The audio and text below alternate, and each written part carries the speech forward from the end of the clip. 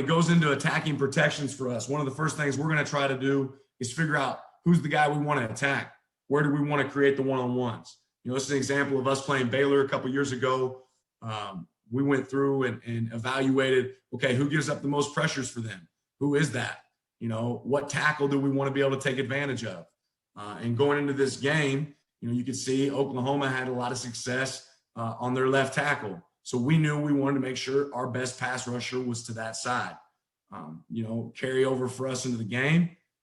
Our best pass rusher is now to their tackle, and we're able to take advantage of it on the left side to finish and get home to the quarterback. So just trying to find the opportunities to say, okay, who's the guy we want to attack in protections? How can we create the one-on-one to be there?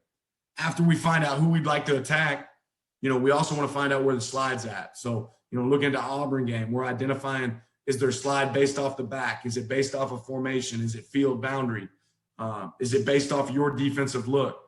So once we get in the sequence of a game of, hey, back two, back away, they can do this in several ways.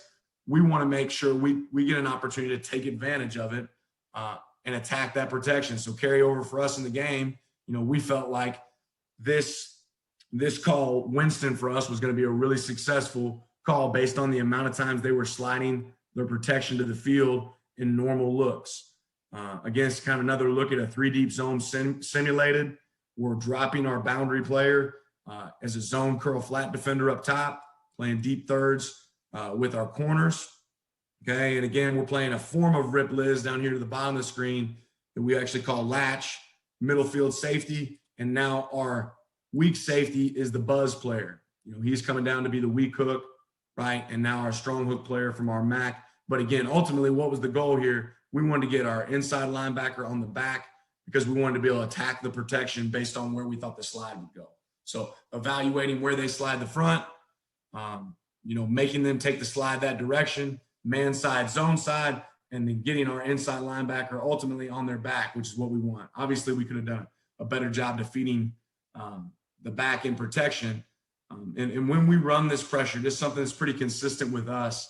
We are going to make sure when we're an internal blitzer, 25 here, we want to win inside the back. And biggest reason we coach that on an internal pressure is we want to get the quarterback off the spot. Even if we're not hitting the quarterback, we want to affect the quarterback. So we're running Winston here. You can see it looks very similar to our quarters looks. But now we have the safety spinning down to be the weak buzz player, the weak hook.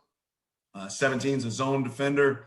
And again, we're getting that guy in the back. Later on in the game, same look, same presentation. Again, we're trying to make sure we get the slide to the field like we want. You can see 32 here, Monty Rice is showing a little bit to the field, right? And again, we're playing zone, rip Liz coverage. And again, I saw the question earlier for the person that asked me what rip Liz is. Rip Liz is a thirds concept, but it really allows us to play man-to-man essentially on verticals when guys are vertical in the seams, right? And you can see right here at the bottom of the screen, 7 is playing rip Liz on number 2. So it's over linebacker depth. He's going to squeeze that and play that.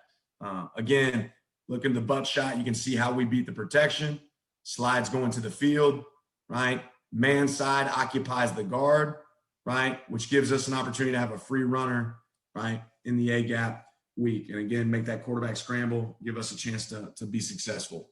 All right. And then after you go through and you ID, what's created TFLs, what's been negative plays for them, ID the pressure paths that you want to be able to utilize in the game. You got to find opportunities where you see other people hurt them with those pressures in my mind. So again, we played Baylor in the bowl game 2 years ago.